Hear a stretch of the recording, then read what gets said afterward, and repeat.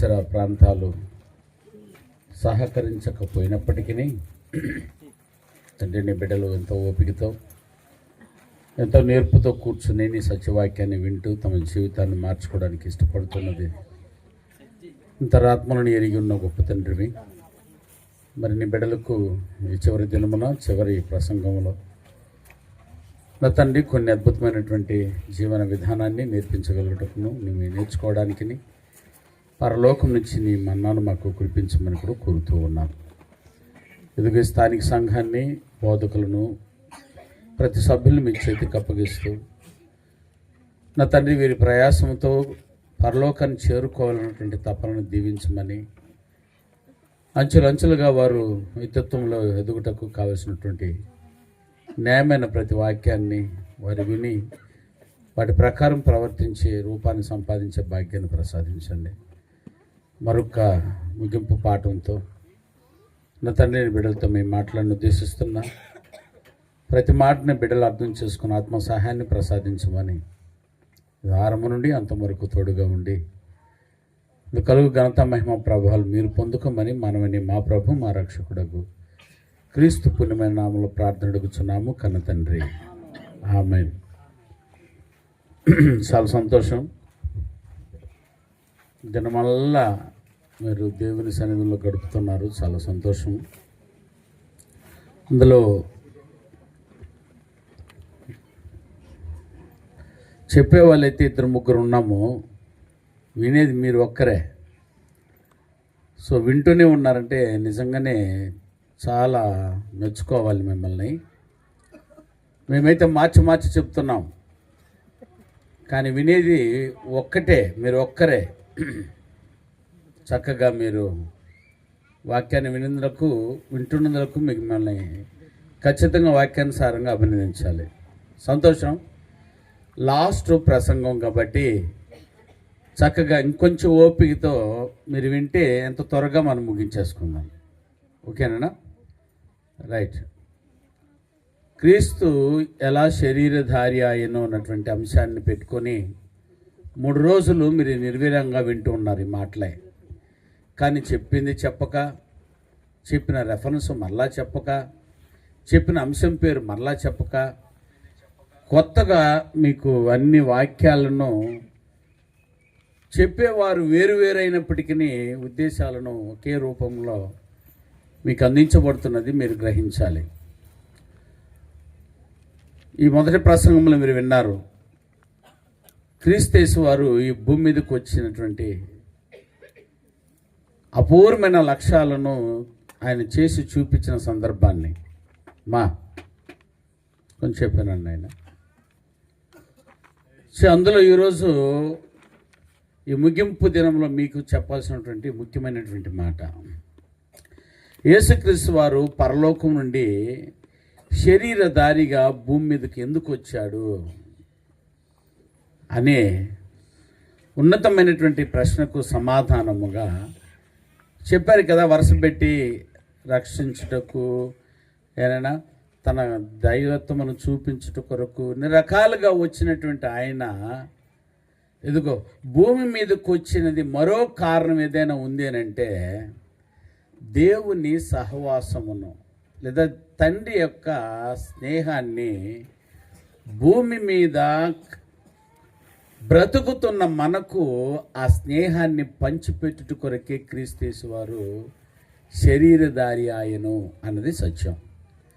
So వీటిని మేము ప్రకటిస్తున్నామని నేను ఈరోజు చెప్పట్లేదు. ఈ పాఠాన్ని మొదటి శతాబ్దంలోనే క్రీస్తు యొక్క శిష్యులలో క్రీస్తుకి ఇష్టమైనటువంటి శిష్యుడైనటువంటి యోహాను గారు పత్రికలో వివరంగా రాశారు.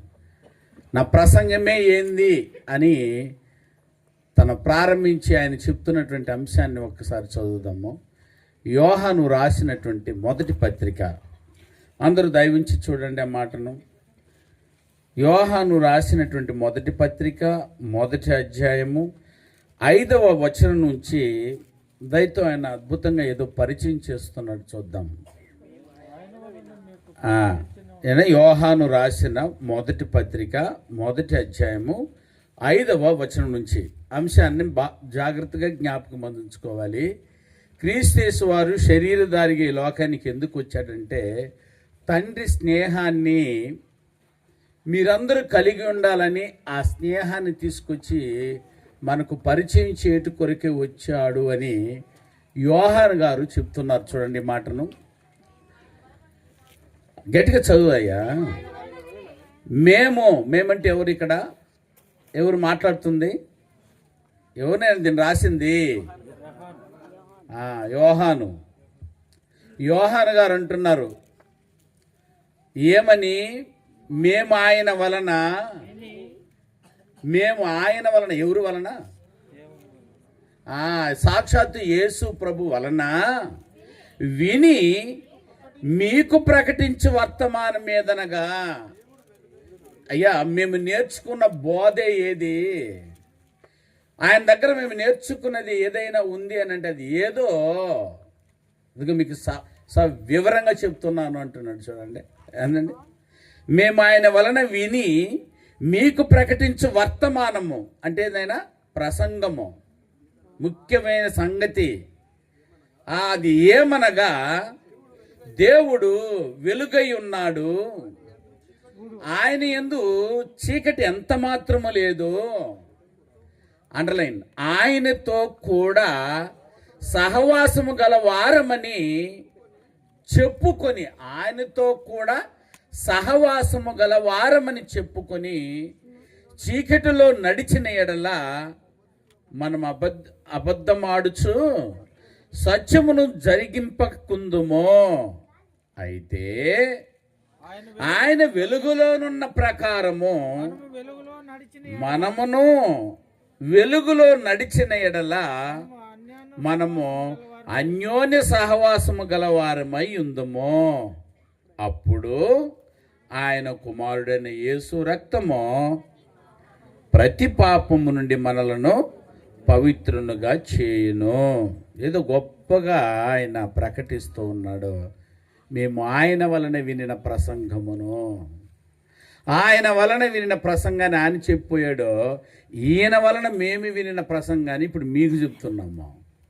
మీరు వినవలసిన ప్రసంగపు ఉద్దేశం ఏదయ్యానంటే ఆయన సహవాసము,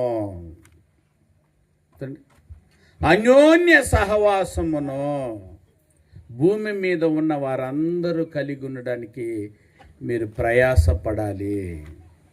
దేవుని సహవాసం అంటే ఎలా ఉంటుందో, దేవునితో సహవాసం చేస్తే మీకు ఏం జరుగుతుందో, సహవాసం వల్ల ఏర్పడేటువంటి అపూర్వమైనటువంటి నిర్మాణం అది ఏమై ఉంటుందో ప్రతి ఒక్కరూ తెలుసుకోవాల్సిన అవసరత ఉన్నది. చూసారా? అంటే దీన్ని బట్టి చూస్తే ఏదైనా సహవాసం అన్నా, స్నేహము అన్నా, చెలికత్తె అన్నా, చెలికాడ అన్నా ఒకే అర్థమును ఇస్తూ వస్తుంది. ఆయన స్నేహమును పరిచయం చేసే పర్యాయ పదాలు. చూడు, ఇప్పుడు ఆయన ఏం కోరుతున్నాడంటే భూమి మీదకు వచ్చిన వారందరూ స్నేహమును కలిగి ఉండడానికి నేర్చుకోండి. స్నేహము లేకుండా మీరు బ్రతకకండి. స్నేహము వెరీ వెరీ ఇంపార్టెంట్ మానవ జీవితమునకు. అనంటే మీకు స్నేహితులు ఉన్నారా? స్నేహం లేని వారు ఎవరైనా ఉన్నారా? చేతులు ఎత్తండి. ఎత్తలేరు మీరు. ప్రతి ఒక్క పనికి మాలిన వాడికి కూడా ఒక పనికి మాలిన స్నేహితుడు కూడా ఉంటాడు. ఏమన్నా కదండి? ప్రతి ఒక్కరికి స్నేహితురాల్లో ఉంటారు.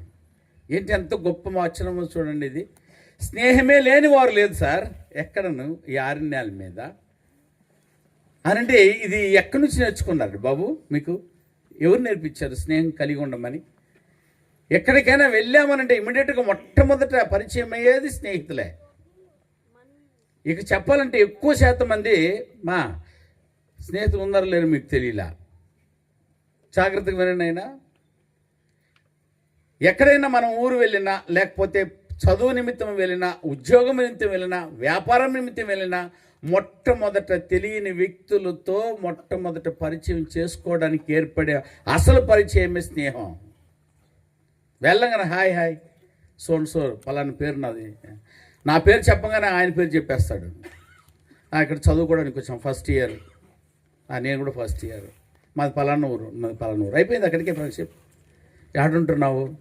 రూమ్ లేకుండా తిరుగుతున్నాను. బలవాడు మన ఖాళీ ఉందిరా, ఏమంటే మన పీసీలు తొందరగా చేరిపోదామరా, ఆ తర్వాత రూమ్ చూసుకుందామరా.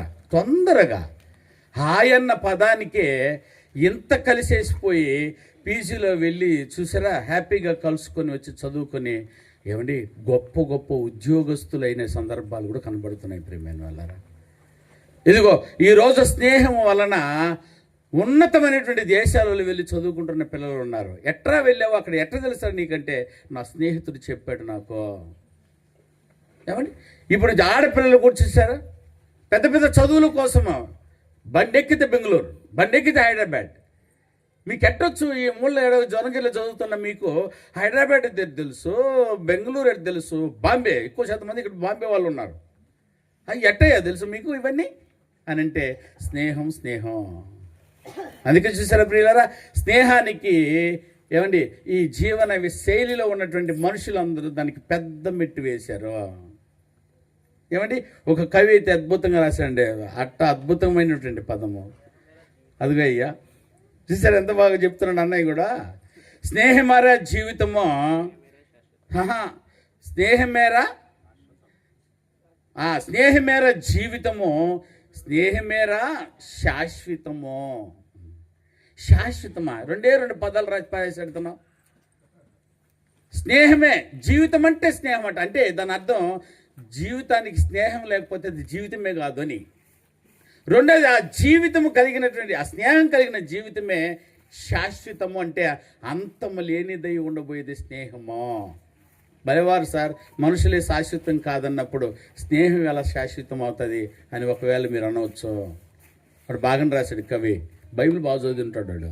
ఎందుకంటే ఆ స్నేహాన్ని పరిచయం చేయడానికి, శాశ్వతమైనటువంటి స్నేహాన్ని పరిచయం చేయడానికి శాశ్వతమైన స్థానంలో శాశ్వతుడిలో నుండి వచ్చినటువంటి కుమారుడు భూమి మీద వచ్చి ప్రసాదించిన గొప్ప వరమే స్నేహము. ఇప్పుడు చెప్పండి ప్రియులరా, ఈ స్నేహం ఎవరైనా ఈ భూమి మీద కలిగి ఉన్నారంటే, అది జీవితం అయి ఉంటే, అది శాశ్వతంగా కావాలని కోరుకునేవారు ఎవరైనా ఉన్నారంటే ఖచ్చితంగా స్నేహాన్ని కలిగి ఉండడానికి మీరు ప్రయత్నించండి.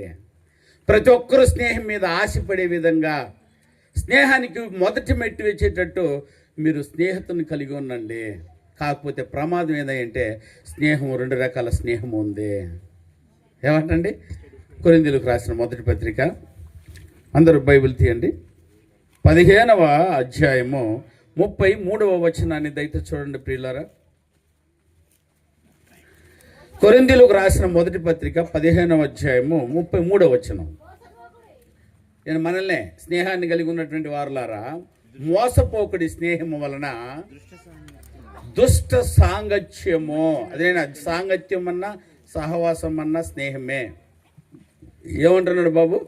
దుష్ట సాంగత్యము మంచి నడవిడిని చెరుపును. స్నేహము ఎంత ప్రమాదం ఉందో చెప్తున్నాడు. మంచి స్నేహాన్ని, మంచి నడవడి కలిగినటువంటి జీవితాన్ని కూడా పాడు చేసేది స్నేహమే.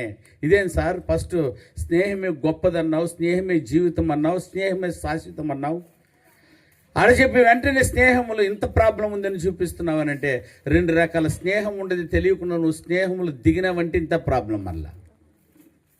అందుకని ప్రతి ఒక్కరికి స్నేహం యొక్క విలువలు చూపించడం కోసము రెండు రకాల స్నేహాలు ఉన్నాయన్న విషయాన్ని లోకం మీదకు పరిచయం చేయడానికి క్రీస్తు వారు శరీరధారి అయి వచ్చి ఇదిగో ప్రకటించి వెళ్ళారు. దుష్ట స్నేహం ఒకటి ఉందట, దుష్ట సాంగత్యం ఒకటి ఉంది, అన్యోన్య సహవాసము కలిగిన ఆయన తండ్రి, ఆయన కుమారుడు పరిశుద్ధాత్మతో కలిగినటువంటి స్నేహము ఒకటి ఉంది. అది శాశ్వతమైనటువంటి స్నేహము. ఈ రెండు రకాల స్నేహములో మీరు ఏ స్నేహాన్ని కలిగి ఉండడానికి మీరు ఇష్టపడాలో ఒక్కసారి ఈ రాత్రి సభలో మీరు నేర్చుకుని వెళ్ళండి.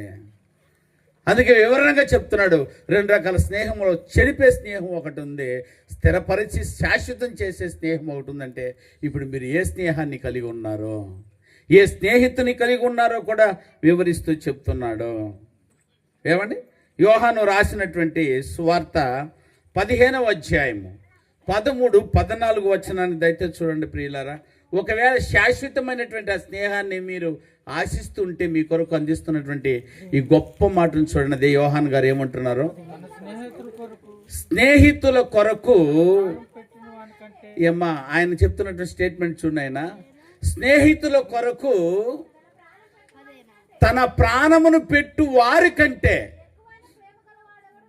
అసలు భూమి మీద ఎక్కువగా ప్రేమ కలిగిన వారు ఎవరు లేదో.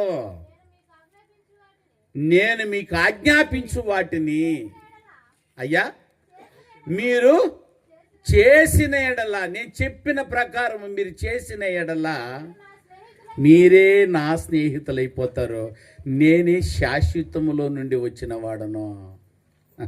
శాశ్వతమైన తండ్రిలో నుండి వచ్చిన నాకు శాశ్వతమైనటువంటి గుణ లక్షణాలు ఉన్నాయి. ఇదే గుణ లక్షణాలు కలిగిన నాతో మీరు స్నేహం చేస్తే మీరందరూ కూడా శాశ్వతమైనటువంటి వారు అయిపోయి నాతో స్నేహం కలిగి ఉంటారు, నా తండ్రితో స్నేహం కలిగిన వారు ఉంటారు. ఇప్పుడు చెప్పండి ప్రియమైన వాళ్ళారా, నీకు శాశ్వతమైన స్నేహం కావాలా? ఇదిగో అశాశ్వతమైనటువంటి స్నేహితునితో వెళ్ళి శాశ్వతమైనటువంటి నరకాన్ని సంపాదించుకునే స్నేహం కావాలా నీకు? ప్రియులరా, ఇది మంచి అవకాశం మీకే ఇవ్వబడుతుంది. అందుకే ఇక్కడ చెప్పబడిన ప్రకారము ఆయన ఆజ్ఞలు గైకుంటే చాలట నాకు మీరు స్నేహితులైపోతారు. ఎవరికి? యేసుక్రీస్తు వారికి. శరీరధారిగా వచ్చిన ఆయనకి మీరు స్నేహితులు అవ్వాలి అని అంటే, ఎందుకంటే స్నేహితులు అవ్వాలి అని అంటే ఖచ్చితంగా ఆయన ఆజ్ఞలను గైకొనాలి. నా స్నేహితుడు అవ్వాలి అని అంటే మేము స్నేహితులము. ఎందుకంటే ఒకే అభిరుచి అందరిది. చూసారా, మేము ఏది చేసినా ఒకలాగే కనబడతాము. డ్రెస్సులు కానీ, మేము కట్టుకున్న వాచ్లు కానీ, మేము తినే ఆహారాలు కానీ, తాగే టీ కానీ, చూసారా దేని తెలియజేస్తుందని అంటే స్నేహమును తెలియజేస్తుంది. ప్రియమైన వాళ్ళారా, ఎక్కడ పుట్టాం మళ్ళా, ఒక్క ఊరు కాదు మాది. అసలు ఏంటిది అని అంటే స్నేహం. ఇంత బుద్ధులు ఎట్టబుట్టాయనంటే ఆయన ఆజ్ఞలన్నింటినీ గైకుంట వలన ఆయనతో కూడా కలిసి స్నేహించి స్నేహాన్ని నేర్చుకున్నాము. ఈరోజు అదే స్నేహాన్ని మీకు పరిచయం చేస్తున్నాము. అట్టానితో స్నేహం కలిగి ఉండడానికి మీరు ఇష్టపడండి. ఆ స్నేహాన్ని కలిగి ఉన్నారు, ఇదిగో లోకాలకు తెలిసిపోతారు మీరు. ఈ స్నేహాన్ని గురించి ఏదైనా చెప్పాలంటే నా గొప్ప స్నేహితుడని మీరు గొప్పగా చెప్పుకోవచ్చు. వీళ్ళని వాళ్ళని నన్ను గురించి ఏం చెప్పొచ్చు, ఆయన గురించి నేను చెప్పొచ్చు, ఒకరికొకరిని చెప్పుకోవచ్చు. ఇందేమో గొప్ప లేదు. కానీ దేవుడు చెప్పాలట ఏమని? ఈయన నా స్నేహితుడని చెప్పగలిగిన వారు ఉన్నారా? యేసు ఎప్పుడైనా నా స్నేహితులు అని మీతో ఎప్పుడైనా చెప్పారు నాయనా? అది రాసిన స్నేహానికి విలువనిచ్చి రాసిన పత్రికలో ఎక్కువ శాతం స్నేహానికి విలువిచ్చి రాసిన ఆయన కూడా యోహాన్ గారే. ఆయనే అన్నాడు. చూసారా, యేసుక్రీస్తు వారిని ఎక్కువగా ప్రేమించినటువంటి స్నేహితుడు ఎవరంటే పేతురు గారు. నేను ఎక్కువగా ప్రేమిస్తున్నాను అన్నాడు పేతురు యేసుక్రీస్తుని. సరే, ఓకే, వెరీ గుడ్. ఇప్పుడు యేసుక్రీస్తు ప్రేమించింది ఎవరంటే పేతుని కాదు, మళ్ళా ఎవరినటండి? యోహానని. మా స్నేహం చూడు ఎంత గొప్పగా ఉందంటే ఆయన చెప్పాలి తన స్నేహాన్ని. తండ్రిని దేవుడు చెప్పాలి, నా స్నేహితుడు కుమారుడు, ఆయన సంతానంలో పుట్టినవాడు నువ్వని. దేవుని సాక్ష్యం, దేవుడిచ్చేటువంటి స్నేహపు సాక్ష్యం చాలా విలువైనది. కానీ చెడిపోయేంత భయంకరమైన స్నేహాన్ని ఈ లోకం కలిగి ఉంటుంది. అందుకే యాకోబు గారు ఒక మాట అన్నారు చూడండి. యాకోబు రాసినటువంటి పత్రిక 4వ అధ్యాయము 4వ వచనం, మా బ్రదర్, 4వ అధ్యాయము 4వ వచనం. అతనైనా ఈ లోక స్నేహము దేవునితో ఎలాగుంటుందట? వైర్యం. అది ఈ లోక స్నేహము దేవునికి వైర్యము. కాబట్టి ఎవడైతే ఈ లోకముతో స్నేహము చేయగోరునో వాడు ఖచ్చితంగా దేవునికి శత్రుడైపోతాడు, శాశ్వత శత్రుడైపోతాడు దేవునికి. స్నేహములో దేవునికి శత్రువు అయిపోయేటట్టుంటే అట్లాంటి స్నేహం మనకెందుకు చెప్పునైనా? మనం స్నేహం కలిగి ఉంటే తరతరాల స్నేహాన్ని కలిగి ఉండాలి. నేను, నా కొడుకు, వాడి కొడుకు కలిసి స్నేహాన్ని కలిగి ఉండేటట్టు స్నేహాన్ని కలిగి ఉండాలి తప్ప ఏమండి నా స్నేహం నా తండ్రికి విరోధాన్ని కల్పించేస్తూ ఉంది, శత్రుత్వాన్ని పుట్టించేస్తుంటే అట్లాంటి శత్రుత్వాన్ని మీరు స్నేహంగా కలిగి ఉండకండి. సో అలాంటి స్నేహము దేవునికి వైర్యము. అందుకని ఈ స్నేహం మీకు వద్దు అని చెప్పడానికి ప్రయత్నిస్తున్నాడు. సరే ప్రియులారా, అదే యాకోబు రాసినటువంటి పత్రిక 2వ అధ్యాయము 23వ వచనం కూడా చూడండి. ఇక్కడ ఏ స్నేహాన్ని గురించి మాట్లాడుతున్నాడు ఏమా? కాబట్టి అబ్రాహాము దేవుని నమ్మెను, అది అతనికి నీతిగా ఎంచబడెను అను లేఖనము నెరవేర్చబడెను. మరియు ఆ దేవుడు స్నేహితుడు అని అతనికి పేరే అబ్రాహాము అని అందరికీ తెలుసు, కానీ అబ్రాహాముకు మరో పేరు ఉందన్న విషయం తెలీదు. ఆ మరో పేరే ఏదటైనా ఆయన దేవుని స్నేహితుడట. చాలామందికి పేరు ఉంటుంది, కానీ పేరు ఎక్కువ విలువరు, ముద్దు పేరు పిలుస్తూ ఉంటారు. అప్పుడు అబ్రాహాముకి ముద్దు పేరు ఏదైనా ఉందంటే అతని ముద్దు పేరే దేవుని స్నేహితుడు. ఎంత బాగుందండి. మీకు ఎలాంటి పేరు ఉంటుందండి? సరే, మీరు కలిగి ఉన్న పేర్లు చూడండి. ఆ పేరు ఏమండి, ఆ పేరు దేవాది దేవునికి ఇష్టకరంగా ఉందా చెప్పు. ఎంత ఇష్టం లేకపోతే దేవుని స్నేహితుడు అనే పేరు ఉంటుంది భూమి మీద. మన స్నేహితుల పేరు చెప్పుకుంటే కారి ఉమ్ముతారు. అక్కడ దుర్మార్గుడిలో ఉంటాం మనం. మన స్నేహం ఎంత ఘోరంగా ఉంటుందో వాక్యాల్లో వెళ్ళి చూద్దాం నిదానంగా. అట్లాంటి స్నేహం ఒకవేళ కలిగి ఉంటే చెప్పుకోవడానికి, వీడు నా స్నేహితుడు అని చెప్పుకోవడానికి కూడా పనికిరానటువంటి స్నేహాన్ని ఒకవేళ కలిగి ఉంటే ఈ రాత్రి శామ్యాన కింద వదిలేసి వెళ్ళిపోయింది నా స్నేహాన్ని, చాలా బాగుంటుంది. సరే, స్నేహం లేకుండా ఉండకూడదు కదా అన్నప్పుడు అయితే కలిగి ఉండు దేవునితో స్నేహము. అబ్రహాము కలిగి ఉన్న ఈ స్నేహాన్ని చూడు. ఆయనకి పేరే దేవుని స్నేహితుడు అని అన్నప్పుడు ఒకసారి యాకోబు దీన్ని మరిచి బతికిపోతూ ఉన్నాడు. యాకోబు బిట్రా, నువ్వెవరో తెలుసారా నీకు? జాను పొట్ట కోసం ఎగిరిగిరి దూకుతున్నావు. ఎవరెవరినో నువ్వేం చేస్తున్నావు? పొట్ట కొరకే స్నేహం చేస్తున్నావు, పొట్ట కొరకే ఏమారుస్తున్నావు, పొట్ట కొరకే ఏవేదో చేస్తున్నావు నువ్వు. చూసారా మీ పితరులకు మీ అబ్రాహాము. యెషయా గ్రంథము 41వ అధ్యాయం. చూసారా వాక్యాన్ని చూస్తే అర్థమవుతుంది చూడండి. యెషయా గ్రంథం 41వ అధ్యాయము 8వ వచనం చూడండి. ఆయన 41వ అధ్యాయం 8వ వచనం యాకోబుకు చెప్తున్నాడు దేవుని స్నేహం. అదిగో నా స్నేహితుడువైన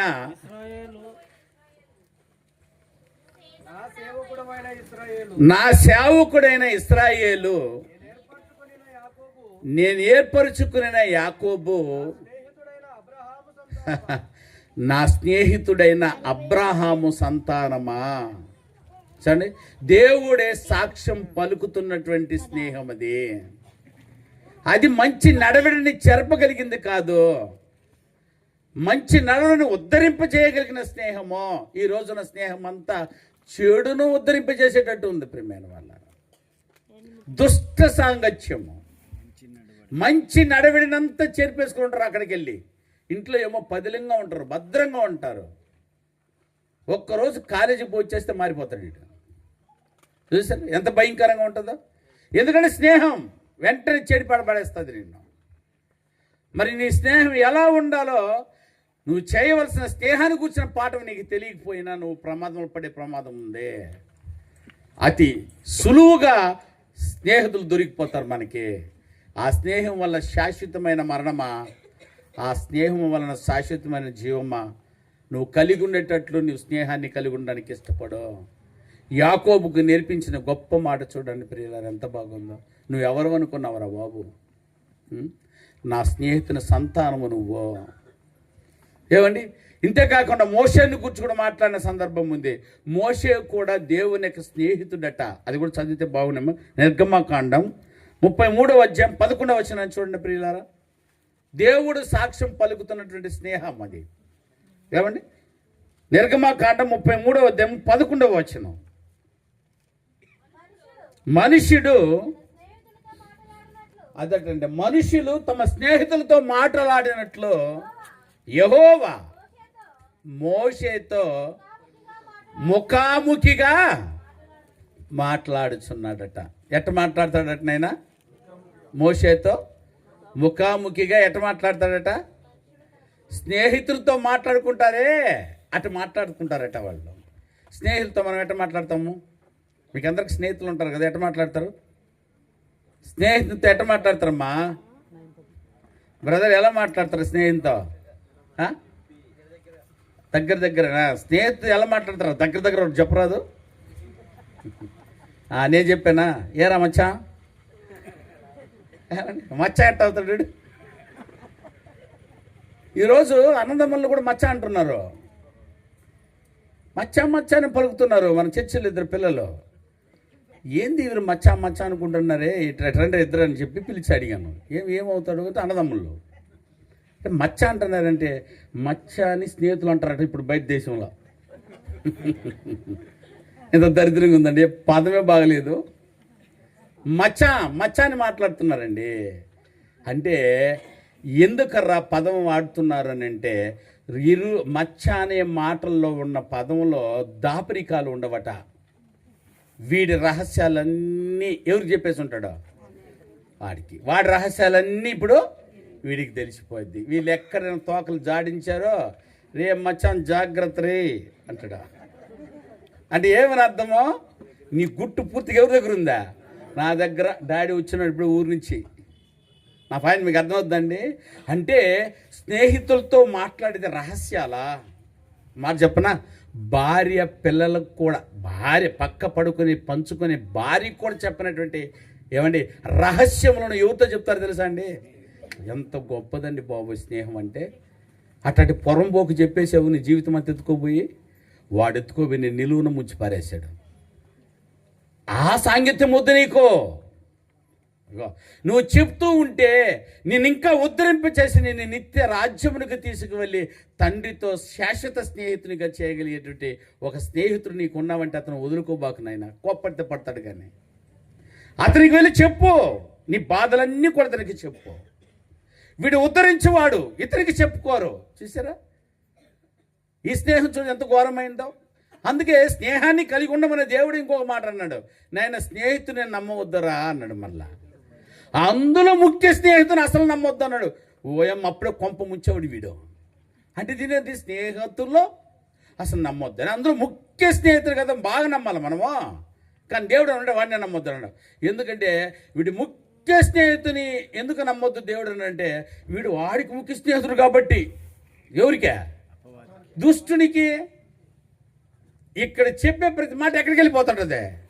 దుష్టుని దగ్గరికి వెళ్ళిపోయే ప్రమాదం ఉంది. అందుకని అట్టాడు దుర్మార్గపు ముఖ్య స్నేహితునికి చెప్పకో.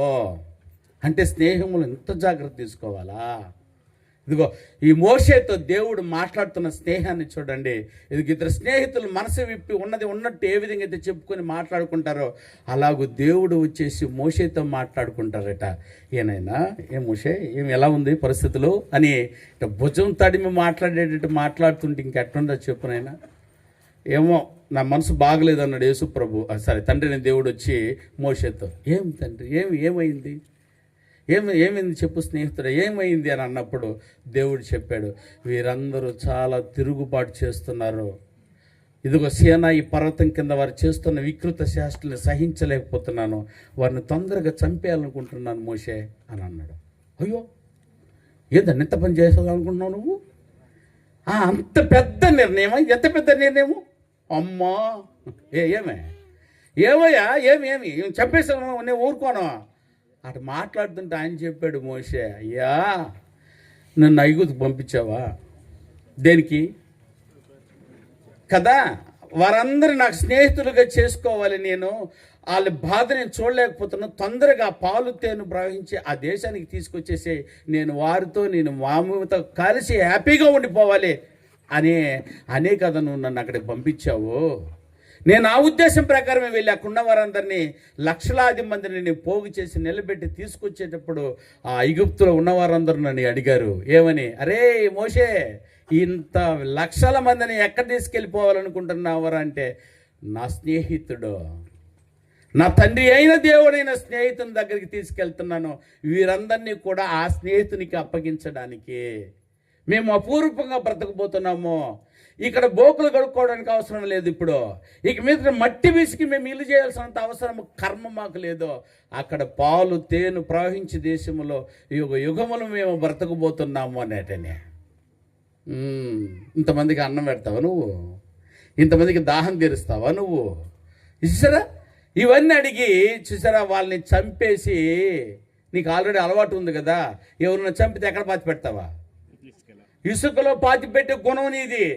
ఒకరిని చంపి పాతి పెట్టే కొన్ని సంవత్సరాలు కనబడాలి అక్కడ. ఇప్పుడు ఇంతమందిని తీసుకెళ్తున్నావు, ఈ నింద ఆడ మోసుకోపోతావు నువ్వు నీ దేవుడి సంగతి తొందరగా తెలిసిపోద్ది. పో తీసుకోపో అని నన్ను ఎగతాళిగా మాట్లాడి పంపించారు. ఇప్పటికి నువ్వు అదే ప్రకారం వాళ్ళని చంపి ఈ అరణ్యములగిని పడేస్తే, ఇదిగో ఈ మాట వారన్నది నిజమే అయిపోతుంది. అందుకని ఒక మంచి స్నేహితునికి నీకు ఒక మంచి సలహా ఇస్తున్నా. ఏది? దేవునికే. అందుకని నన్ను అంత ప్రేమ, అంత స్నేహం యొక్క బలము. నా మాట నా స్నేహితుడు వింటాడు. ఇదిగో వినాలి నువ్వని హక్కుతో మాట్లాడుతున్నాడు, మనుషులతో మాట్లాడిన స్నేహంలాగా. ఏమని? ఇదిగో నువ్వు వారిని చంపకూడదు. నువ్వు ఒకవేళ నీ కోపం ఆరిపోకుండా అంత ఆవేశంలో ఉంటే ముందు నన్ను చంపే. చూసారా, ముందు నీ గ్రంథముల నుంచి నా పేరు ఏం చేసాయి? ముందు తుడిపేయి.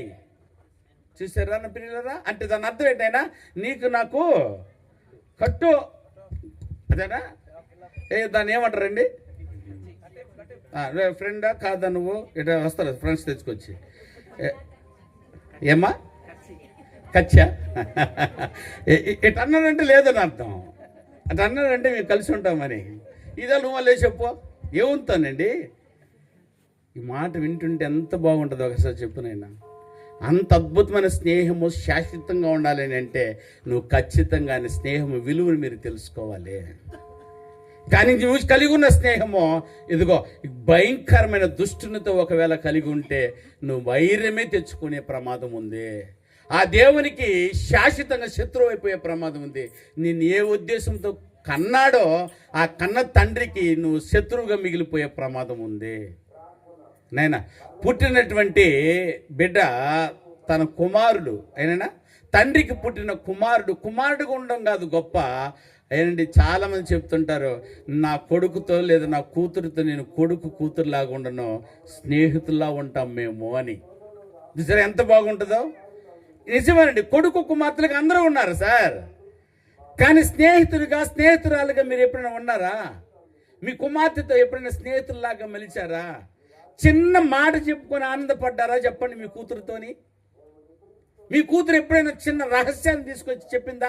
దాపరికం లేకుండా నీ కూతురు నీకు రహస్యమును ఏదైనా చెప్పిందా? డాడీ ఇలా జరుగుతుంది కాలేజీలో, ఇలా విన్నాను, చాలా బాధ వేసేస్తుంది నాకని ఎప్పుడైనా రహస్యాన్ని పంచుకోగలుగుతుందా నీ కూతురు?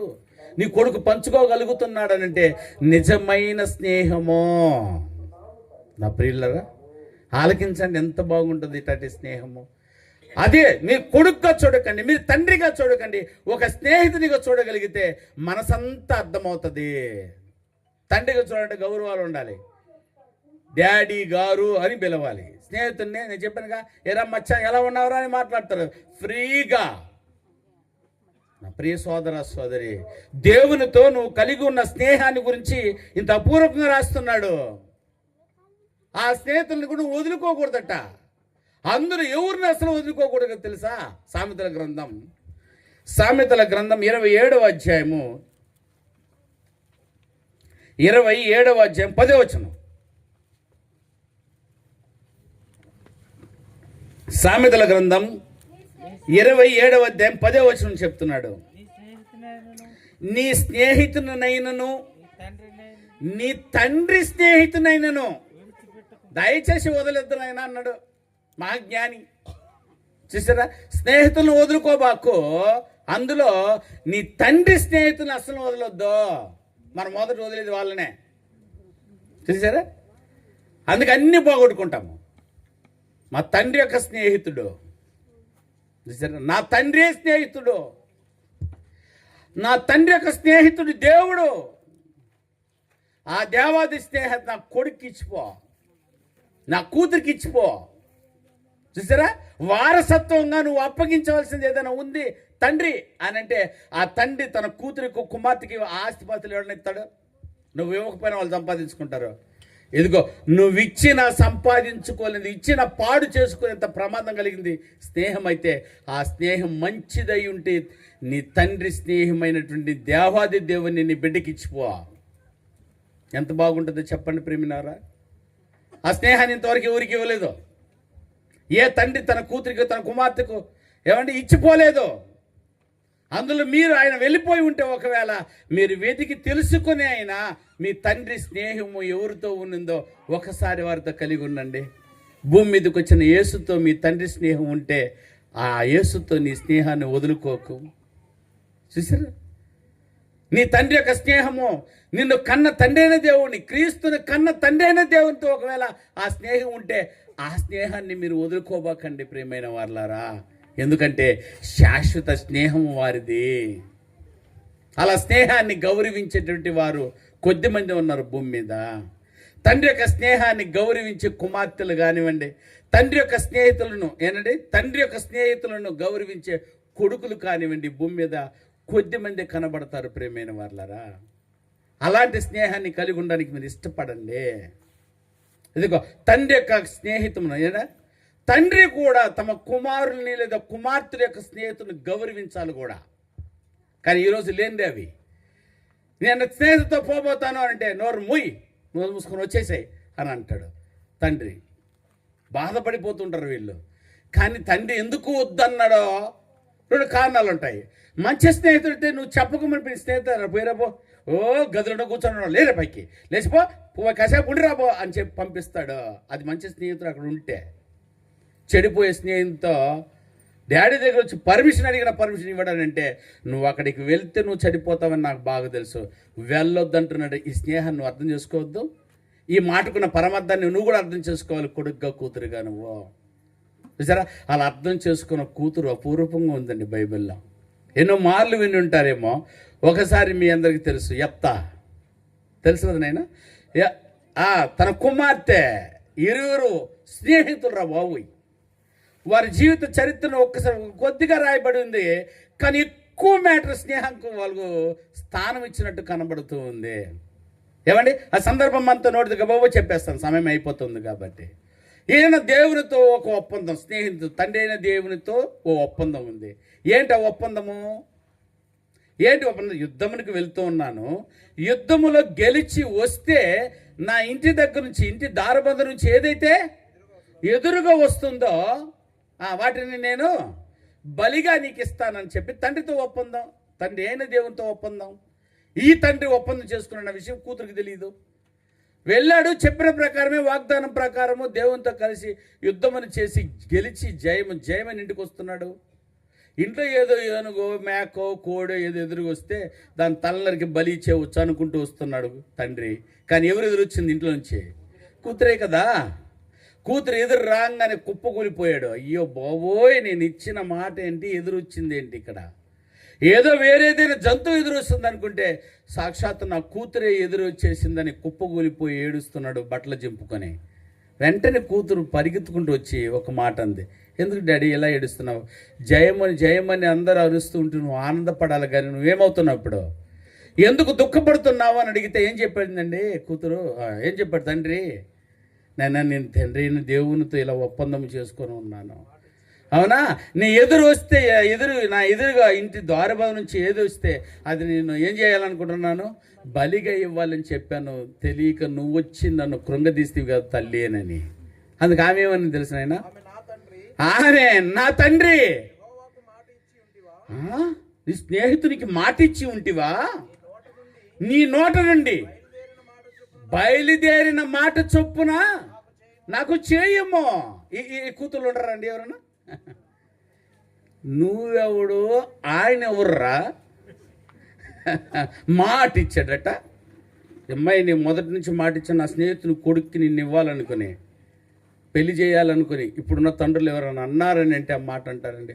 నువ్వెవడు నా జీవితాన్ని అలా పంచిపెట్టడానికి? ఎన్ని వెళ్ళలేదా బ్రదర్? అలా నుండేది. కానీ ఈ కూతురు అలా అనలా. ఎందుకంటే వీరి స్నేహం సూపరు. సరే డాడీ, వెరీ గుడ్, నువ్వెందుకు కుంగిపోతున్నావు దానికి? దేవునికి మాటిస్తే దేవునికి చేసి తీరాలి మనము. నేను పుట్టింది ఈ లోకంలో కలకాలం బ్రతకడానికి కాదు. అసలు ఎంత మహాజ్ఞానం తెలిసే తల్లికి. మనందరికీ తెలిసిన విషయం, అక్కడ చాలామంది ఏమనుకుంటారు, బలి ఇచ్చేసారా, అయిపోయిందా, అట్ట ఉక్కిలికి పడిపోతారు. బలి ఇవ్వకపోయినా చచ్చిపోయిద్దిరా బాబు. ఎందుకంటే పుట్టింది దేనికోసం? అదేదో దేవునికి చచ్చింది ఆ కూతురని వింటే ఆ పాట ఎంత బాగుంది, ఆ వాక్యం ఎంత బాగుంది. నా కూతురిని నేను బలి ఇచ్చానంటే ఇప్పటికీ పాఠంగా ఉంది జొన్నగిరిలో. చాలామందికి ఆ పాట అట్ట ముగించకూడదట. చూసారా, బలి ఇచ్చిన ఆడుందాడా అంటే బలి ఇవ్వకూడదని వీళ్ళ ఆశ. తన కూతురే ఒప్పుకుంటుంది ఏమని, నువ్వు దేవునికి ఏ విధంగా మాట ఇచ్చావో అదే చేయిద్దాడి. అది సూపరు. కాకపోతే ఒక చిన్న రిక్వెస్ట్, ఏమంటావా, ఏం కావాలి ఇప్పుడు నీకు అని అంటే, నాకు 3 నెలలు ఏమివ్వు బాబు. ఎన్ని నెలలు? 2 నెలలు ఏమివ్వమ్మా, సెలవు ఇవ్వు. ఎందుకు 2 నెలలు నన్ను వదిలిపెట్టు? ఎందుకంటే అండర్లైన్ చేయన మాటను, నేను నా చెలికత్తెలతో, అంటే ఎవరైనా అర్థం, స్నేహితులతో అని అర్థం. నా స్నేహితులతో పోయి కొండల మీద ఉండి నా కన్యత్వమును గూర్చి ప్రలాపించుదునని తండ్రితో చెప్పగా, అతడు పొమ్మని చెప్పాడా వద్దని చెప్పాడా? ఎవరితో వెళ్ళాలి? చెలికత్తెలు అంటే స్నేహితులతోనైనా, స్నేహితులతో వెళ్ళాలి. నేను స్నేహితులతో వెళ్ళి 2 నెలలు గడిపిన తర్వాత వస్తాను. నన్ను నువ్వు ఇష్టం వచ్చినట్టు మళ్ళీ చేద్దువు కానీ దేవునికి. కాకపోతే నాకు ఆ టైం ఇవ్వనంటే, ఆ స్నేహితులతో పంపించడానికి నేను ఇష్టపడుతున్నాడంటే వీరిద్దరి స్నేహం చాలా గట్టిది. నమ్మాడు కూతుర్ని. ఆ కూతురు ఇప్పుడు ఒప్పందంలో ఉంది. అక్కడికి వెళ్ళడానికి ముందు ఆ స్నేహితురాళ్ళు ఎలాంటి వారు ఈమెకు బాగొచ్చో. అందుకే డాడీతో ఒప్పందం చేసుకొని నేను వెళ్ళి వస్తాను అని మాటిచ్చి వెళుతుంది. మీరు బాగా గమనించండి, అక్కడ వెళ్ళింది 2 నెలలైనా, ఒక్కరోజు కాదు, 2 రోజులు కాదు. చూసారా, ఇప్పుడున్నటువంటి స్నేహితురాళ్ళు ఆల్రెడీ కాలేజీలో ఎవరు అబ్బాయిని ప్రేమించిందట. చూసారా, ఇప్పుడు ఇంట్లో వేరే సంబంధం చూసేసి ఉన్నారు అని అంటే, నెమ్మదిగా లేచి వచ్చేయమ్మాయి, అది మంచి అదును.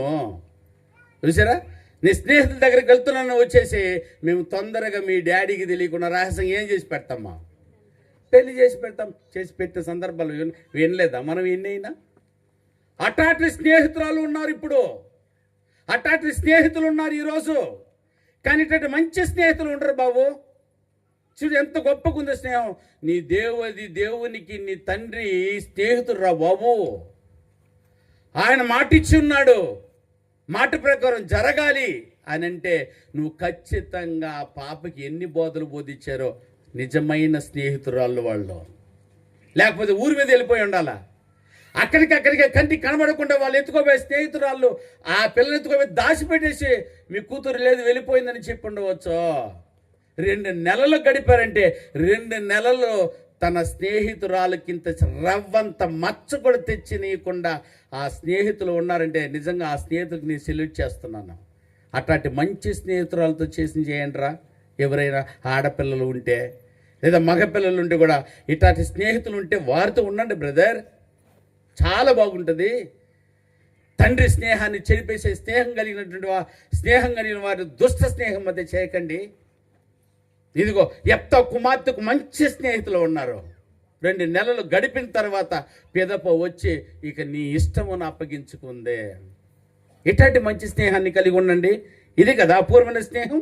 13వ అధ్యాయం సామెతల గ్రంథం 20వ వచనం చూడైనా. సామెతల గ్రంథం 13వ అధ్యాయం 20వ వచనం. సామెతల గ్రంథం 13వ అధ్యాయము 20వ వచనం. జ్ఞానులు, వాక్యము తెలిసినటువంటి వారు, జ్ఞానులు సహవాసము చేయువారు నిజంగానే జ్ఞానం కలిగిన వారు. ఆ స్నేహితులందరూ మంచి జ్ఞానం కలిగిన వాళ్ళు కాబట్టి దేవునికి మాటిచ్చాడు మీ డాడీ, అమ్మాయి నువ్వు భద్రంగా బ్రతకాలి మా దగ్గర అంటే ఎంత పవిత్రంగా కొండ మీద ఉన్నారో వాళ్ళు. జ్ఞానం కలిగిన స్నేహితులు జ్ఞానము గలవాడుగును. వచ్చునైనా మూర్ఖుల సహవాసము చేయవాడు, మూర్ఖులతో స్నేహం చేయవాడు ఖచ్చితంగా చెడిపోవను. ఆ అమ్మాయి నిజంగా మంచి స్నేహితులతో వెళ్లకుండా వెళ్ళుంటే, చెడ్డ స్నేహితులతో వెళ్ళుంటే మళ్ళా ఇంటికి వచ్చేసి తండ్రి యొక్క ఒప్పందాన్ని వంపు చేసి వెళ్ళిపోయి ఉండేది. మంచి తండ్రి, మంచి తండ్రికి మంచి స్నేహం కలిగినట్టు కుమార్తె, మంచి కుమార్తెకు మంచి స్నేహితురాలు సమాజంలో ఉన్నారు. అందుకే ఇప్పటికీ పాఠంలో మన దగ్గర ఉన్నారు. నువ్వు అలా ఉండకూడదు. మీ తండ్రికి మంచి స్నేహితుడిగా ఉండు. నీకు మంచి స్నేహితురాలను కలిగి ఉండడానికి ప్రయత్నం చేయు. అది దేవుడు కోరుకుంటున్న స్నేహం కూడా. అటాటి స్నేహం ఏం చేస్తుందంటైనా కుటుంబాలను కడుతుంది. చూసారా, స్నేహమే కుటుంబాలను కట్టాలి. నా స్నేహితుడి కొడుక్కి, నా స్నేహితుడి కుమార్తెకు ఏమండి తీసుకొని వివాహం చేసి పెట్టి ఎంత బాగుంటుందో. ఇప్పటికి చాలా ఫ్రెండ్షిప్లు అలాగనే ఉన్నాయి. తీతుకు రాసిన పత్రిక 2వ అధ్యాయం 5వ వచనం చూడైనా. 2వ అధ్యాయము 5వ వచనం. 2వ అధ్యాయం 5వ వచనం. మంచి ఉపదేశము చేయువారును మంచి ఉపదేశము చేయు అటువలనే సుబుద్ధి గల వారై ఉండవలనని యవన పురుషులను హెచ్చరించము.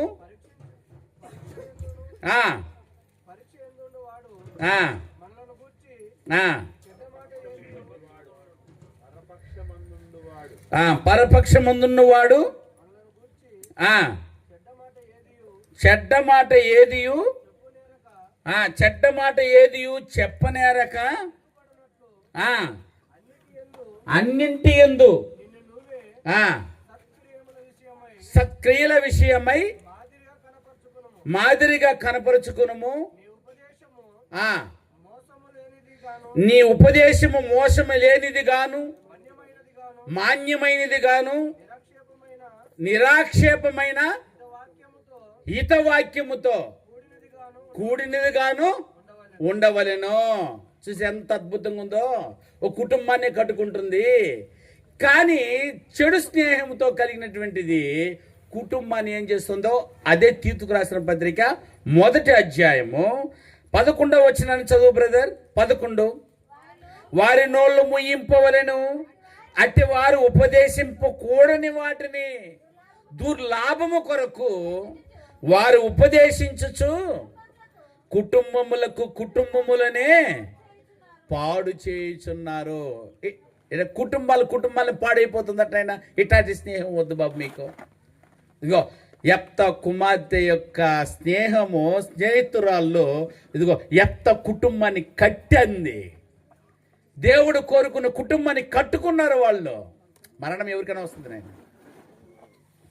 కుటుంబాలు పాడు చేసేటట్టు స్నేహితురాలు ఉన్నారు నీకు. అట్లాంటి స్నేహితులు ఉన్నారు. పోగానే కాదు, ఇంటి నుంచి పోయేటప్పుడు పద్ధతిగా లేచింది కుటుంబ ప్రార్థన, వ్యక్తిగత ప్రార్థన. చూసారా, మందిరానికి ఆరాధనకు వెళ్ళే గొప్ప జీవితం అని కలిగి ఉన్నటువంటి బిడ్డ కాలేజీకి వచ్చే లోపే పోయిందే నేర్చుకున్నాడు. నేను తాగుడు పోయిన 2వ రోజుకే సిగరెట్ నేర్చుకున్నాడు. పోయిన 3వ రోజుకే ఏదైనా అన్ని ఆటలాడేశాడు. ఇంటికి వచ్చేటప్పటికి దరిద్రంగా వస్తున్నాడు. ఏంటిది? ఒక నెలకు చెడిపోయిన వాళ్ళు ఉన్నారు, వారానికి చెడిపోయిన వాళ్ళు ఉన్నారు, స్నేహితుల దగ్గర వెళ్ళి చెడిపోయి వచ్చేసిన వాళ్ళు ఉన్నారు. ఇట్లాంటి చెడు స్నేహం తీసివేసి మంచి స్నేహాన్ని కలిగి ఉండని చెప్పడానికి ఈ లోకం మీద ఎవరు స్నేహాన్ని గురించి చెప్పేవారు లేరు. అందుకే యేసు శరీరధారి అయి వచ్చి నిజముగా స్నేహితుడిగా మనందరికీ మారాడు. ఆయన మాటలు ఏదైతే స్వీకరిస్తారో మనమందరం ఆయనకి ఏమవుతాం బ్రదర్? మామూలు స్నేహితులు కాదు, మంచి స్నేహితులు, విడువక ప్రేమించే స్నేహితులు, ప్రాణము పెట్టగలిగిన స్నేహితులు. స్నేహితుడు తన స్నేహితుడి కొరకు ఏం పెట్టును? ప్రాణమే పెట్టును. అంత గొప్ప స్నేహితుడు దేవుడు, అంత గొప్ప స్నేహితుడు. ఇదిగో యేసుక్రీస్తు వారు మనకి నేర్పినటువంటి స్నేహము. కానీ దుష్ట సాంగత్యము, అది మంచి నడవడాన్ని ఏం చేసే నన్ను రాయబడింది, చెరిపివేయను. అలాంటి వారితో ఉండొద్దు. అలాంటి స్నేహం ఎంత దరిద్రం ఉండదు తెలిసిన ఆయన. ఆ స్నేహం మీద కొన్ని చూద్దాం చూడండి. సామెతల గ్రంథం 22వ అధ్యాయం 24వ వచనం. 22వ అధ్యాయం 24వ వచనం. కోప చిత్తునితో సహవాసము చేయుమా చేయొద్దా? చేయకము. క్రోధము కలిగిన వారితో అసలు పరిచయమే వద్దంటున్నాను ఆయన. ఎవరటమ్మా వాడు?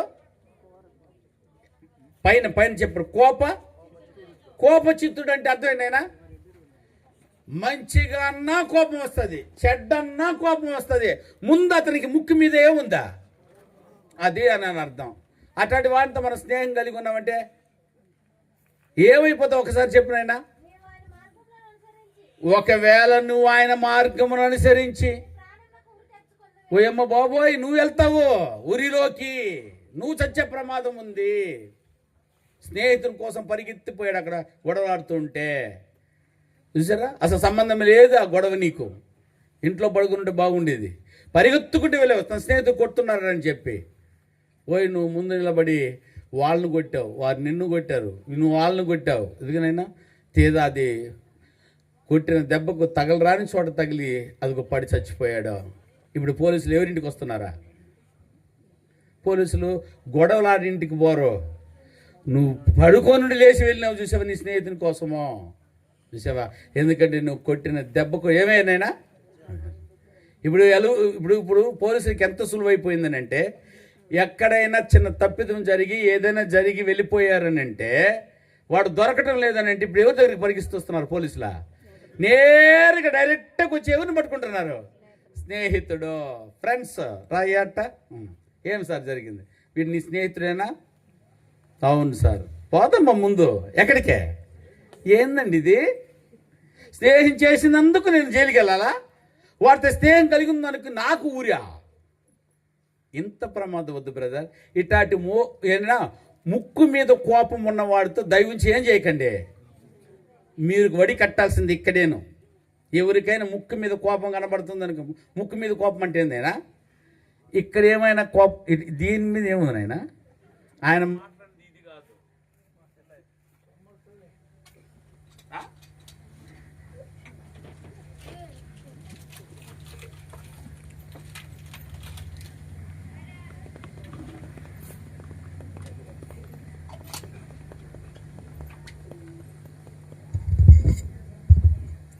ముక్కు మీద కోపం అంటే, ముక్కు మీద ఒకవేళ కొంతమందికి ఇక్కడ చెమట పడుతూ ఉంటుంది, అవునా?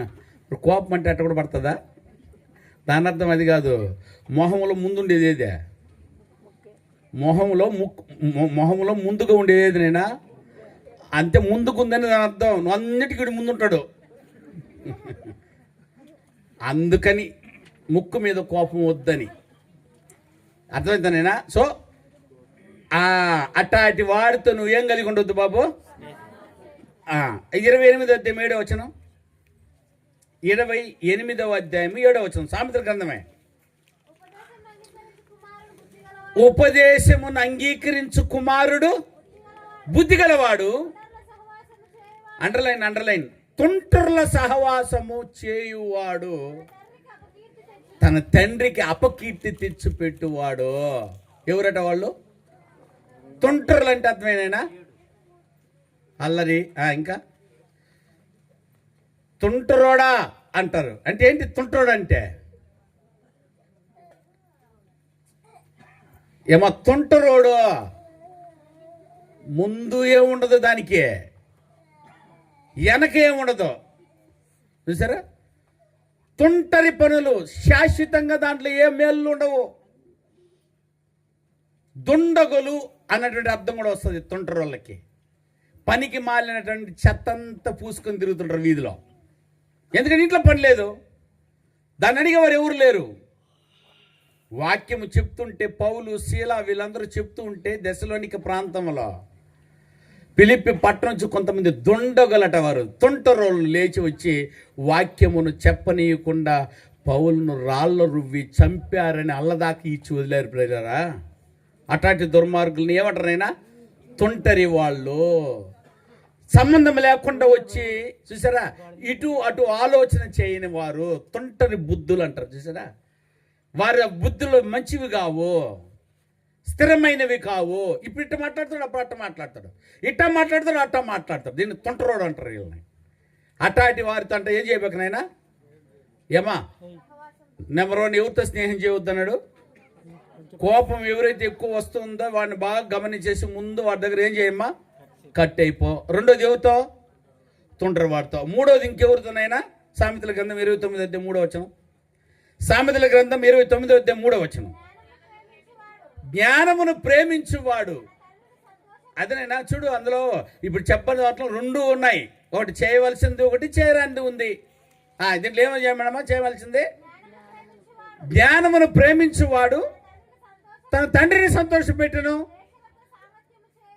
అండర్లైన్. వేశ్యలతో సాంగత్యము చేయవాడు. అదేనైనా వేశ్యలతో స్నేహం కలిగిన వాడు. సరేనా? అట్టాటి వారితో మీరు స్నేహాన్ని కలిగి ఉండకండి. వేశ్యలు ఆడ బాగున్నారు, ఈడ బాగున్నారు, ఆ అమ్మాయి బాగుంది, ఈడ బాగుంది, రా పోదామని పట్టుకెళ్తూ ఉంటే కావాల్సిన డబ్బు కదా నాయనా, వచ్చి మొత్తం మెమ్మి తీసుకోబోయి ఇచ్చేసి వచ్చేసినాడు. తప్పిపోయిన కుమారుడు. చూసారా? ఆస్తిని పంచి తొందరగా నా చేతికి ఇచ్చేసే. ఎందుకంటే వారికి ఎవరున్నారా? స్నేహితులు. చూసారా? ఆస్తి పంచుకోగానే చిన్న కుమారుడు మొత్తం ఎవరు తగిలినారంట? తన స్నేహితులతో తిని వేసిన వేశ్యలతో ఖర్చు పెట్టి తిండికి లేకపోయాను అని రాసేసింది బైబిల్లో.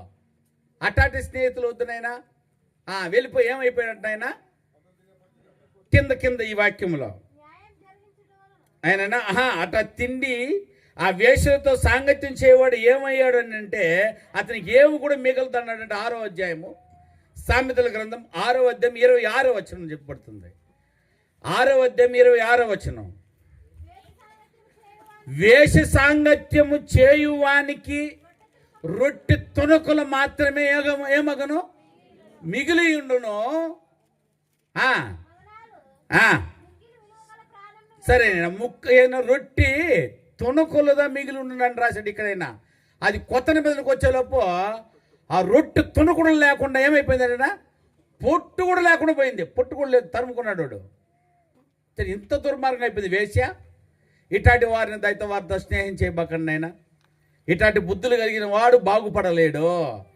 ఇదిగో ఇలాంటి స్నేహము దేవునికి వైర్యము, దీన్ని లోక స్నేహము అని అంటే కొంతమంది దీనికే పనిగట్టుకొని తిరుగుతుంటారు నాయన. సరే, మంచి కుటుంబంలో పుట్టిన వారు కూడా తమ తండ్రికి అపకీర్తి తెచ్చి పెట్టుద్దేమో ఇదని తెలుసుకోకుండా కూడా అలాంటి వారితో స్నేహం చేయడానికి ప్రయత్నిస్తారు. ఇదిగోనైనా ఇశ్రాయేలీ అని పిలువబడినటువంటి యాకోబు. ఎంతమంది యాకోబు పిల్లలు? ఎంతమంది మా? అదే చెప్తారు అందరూ. మరి కూతురు ఏం చేస్తారు? అవునా? కూతురు పేరేంటైనా దీనా. చూసారా? ఇశ్రాయేలీలలో ఎక్కువ శాతం మంది బిడ్డల కన్నా తల్లి ఎవరు? లేయా. గుడిది. చూసారా? ఇష్టమే లేదు వాళ్ళకి. అయిన పిల్లలు ఎక్కువగా అన్నారు. దేవుడు ఎక్కువగా ఆశీర్వదించింది ఈమెనే. 6 మంది పిల్లలను కనింది ఆయన. 12 మంది 6 మందిని ఈమె కనేసింది. కూతుర్ని కూడా ఎక్కువ కనింది. 5 కుమారులు, 1 కూతురు. సూపర్ కదా? ఆ 6 నేను పుట్టినటువంటి బిడ్డలను పెంచే విధానంలో చూసారా? యాకోబు కూడా స్నేహంలో ఉన్నటువంటి రుచిని తన బిడ్డకి నేర్పించలేకపోయాడని చెప్పక తప్పదు. ఇదిగో దీనా ఏం చేసిందో ఒక్కసారి 34వ అధ్యాయం చేయండి అయినా. ఆదికాండము 34వ అధ్యాయము మొదటి 2 వచనాలు నిదానంగా చదవండి. ఆదికాండము 34వ అధ్యాయము మొదటి 2 వచనాలు. లేయా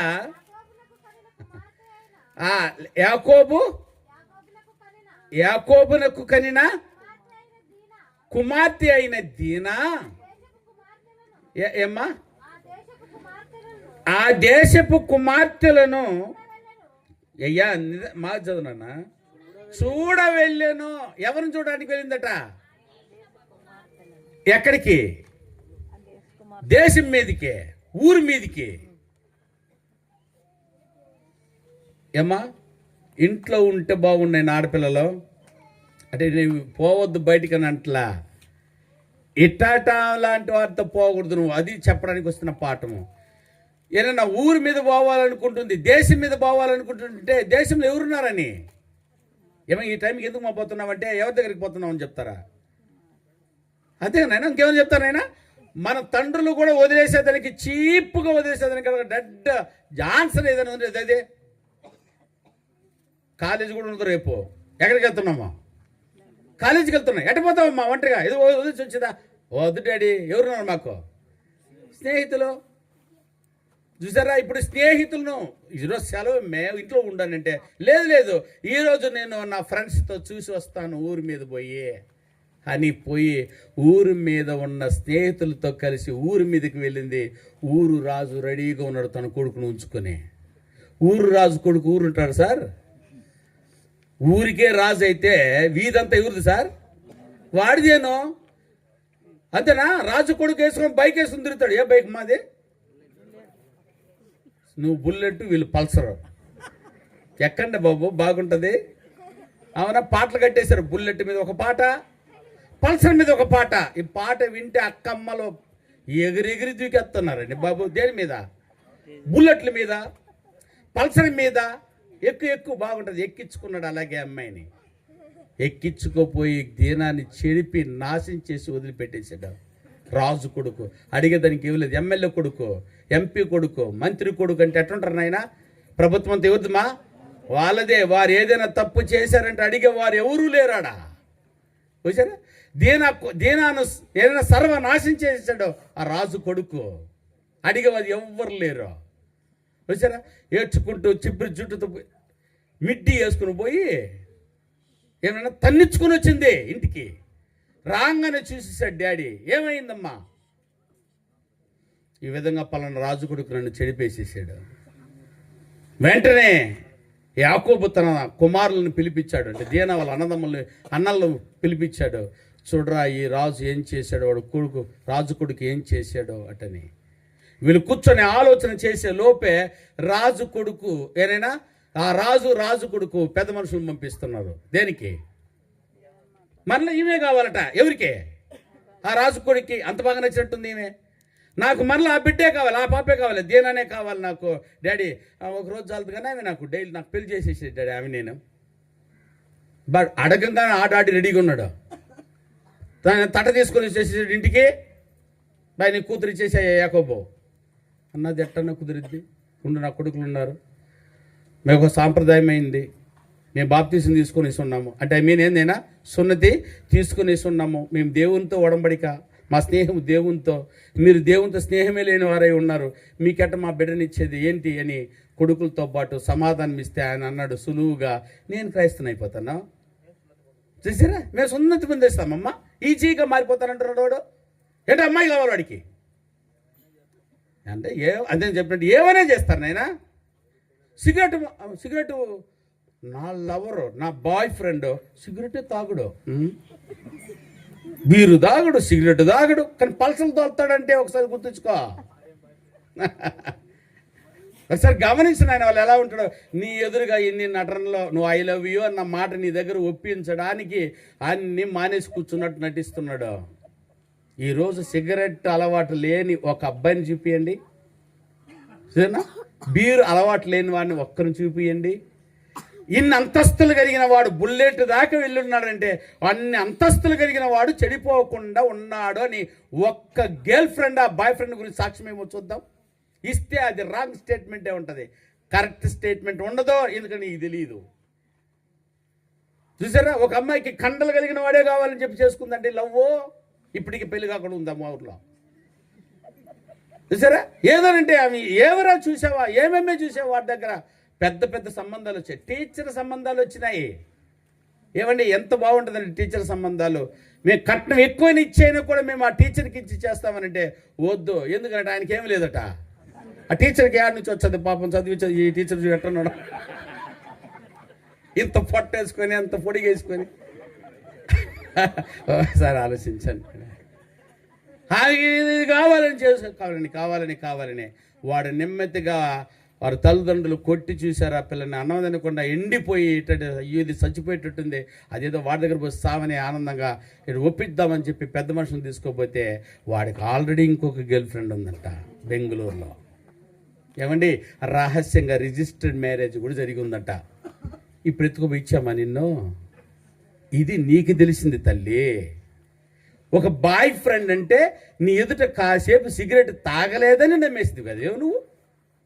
వాడి పూర్తి గుణగణాలు నీకు తెలుసా? వాడు ఎన్ని చేసినా నీకు లక్షణంగానే కనబడతాడు. నిజరా? ఈరోజు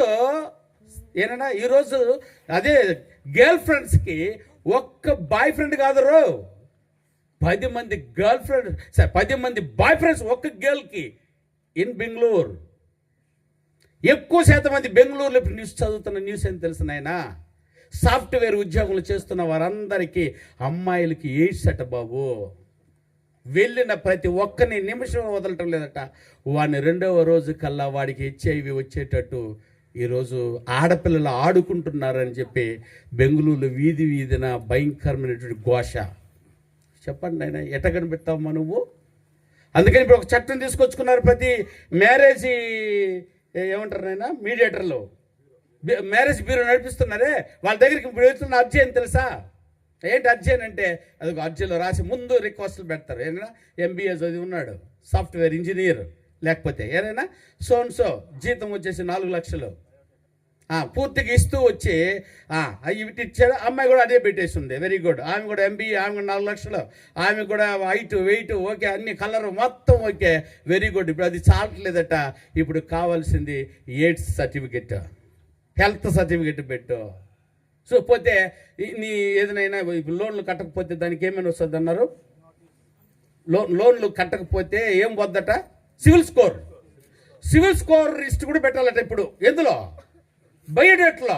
సివిల్ స్కోర్ ఎందుకని అంటే 5 లక్షలు తీసుకుంటున్న ఆమెకి 5 కార్లు ఉన్నాయి, లేకపోతే 5 ఇల్లులు కట్టేసింది, అమ్మా నాన్నలకు కట్టించేసింది, పెళ్లి చేసుకుని నమ్మి 4 లక్షలను చూసేసి పెళ్లి చేసుకుని ఇంటికి వెళ్ళగానే EMIలకి డబ్బులు చాలా. ఎందుకంటే EMI ఏదో శాలరీ ఎక్కడ కట్ అయిపోతుంది. చూసారా ఎంత ఘోరాలు ఉన్నాయి? మీకు వచ్చమ్మా?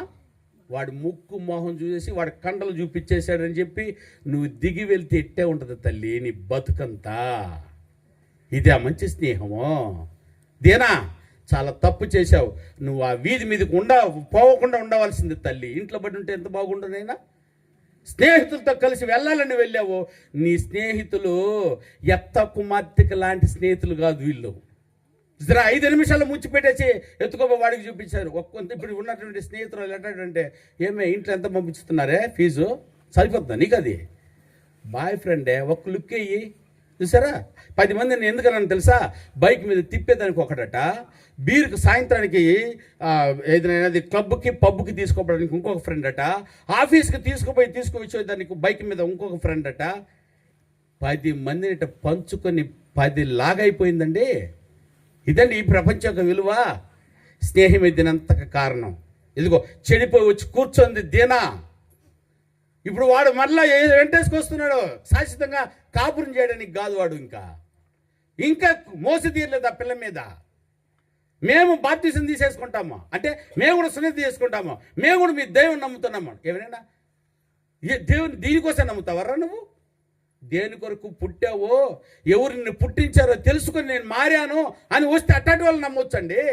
పిల్లల కొరకు మారిపోయేది, పెళ్ళిళ్ళ కొరకు మారిపోయేది, పెళ్ళిళ్ళ కొరకు బాప్తిస్తాలు ఎన్ని చెప్పండి ప్రియరా?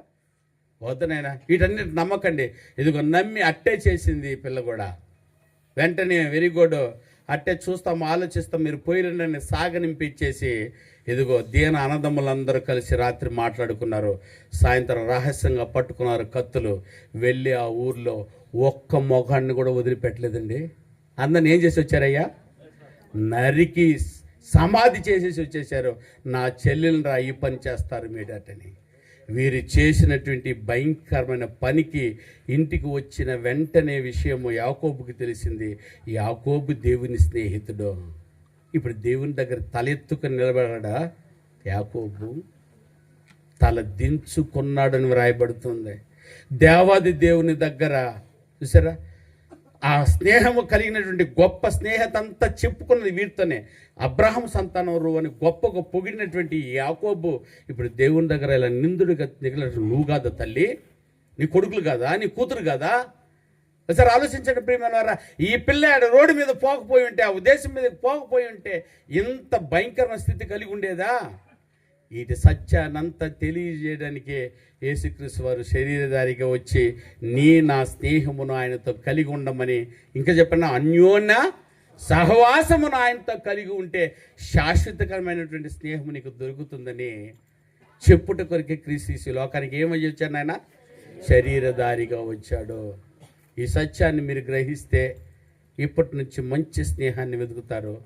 ఇది తెలియకుండా ఉంటే ఎవరితోనైనా దుష్ట సాంగత్యమును చేసి తాగుబోతులుగానో, వేసులుగానో, దొంగలుగానో తిరిగి రాని లోకానికి వెళ్ళిపోతారు. ఇప్పుడు ఏ స్నేహం కావాలైనా? స్నేహమేరా జీవితం, స్నేహమేరా శాశ్వతం అన్నట్టు శాశ్వతమైనటువంటి ఆ స్నేహితునితో దేవునితో సహవాసము కలిగి మీరందరూ ముందుకు సాగాలని కోరుకుంటూ ఈ రాత్రి వేళ ఏదైనా ఈ మంచి ప్రసంగాన్ని ఓపికగా విన్నందుకు మీ అందరికీ హృదయపూర్వకమైన వందనాలు తెలియజేస్తూ ఈ నా మాటలు ముగిస్తున్నాను. Thank you.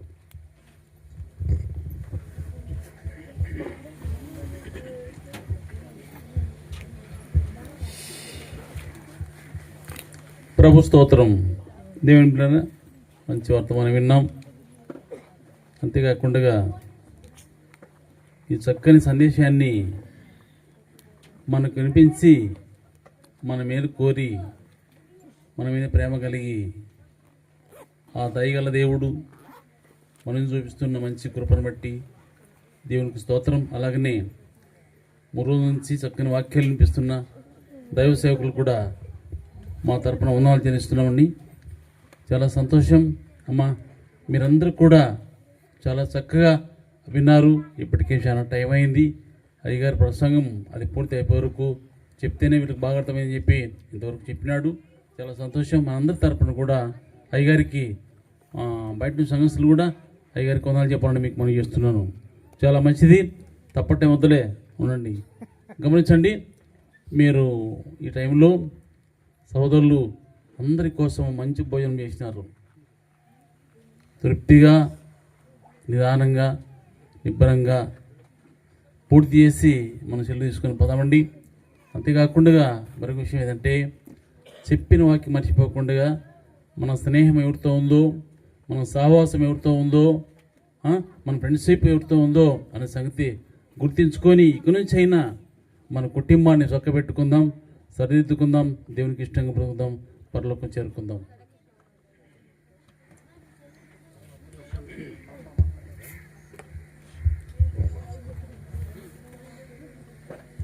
పిల్లరా, మరి చివరి ప్రార్థనకు ముందు స్నేహం మీద నేను ఒక పాట రాశాను.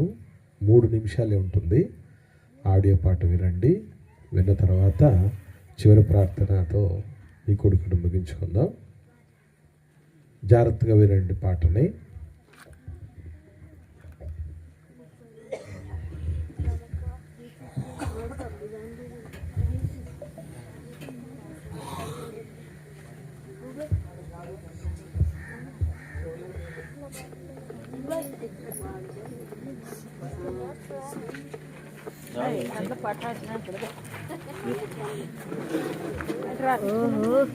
banjingmu banjing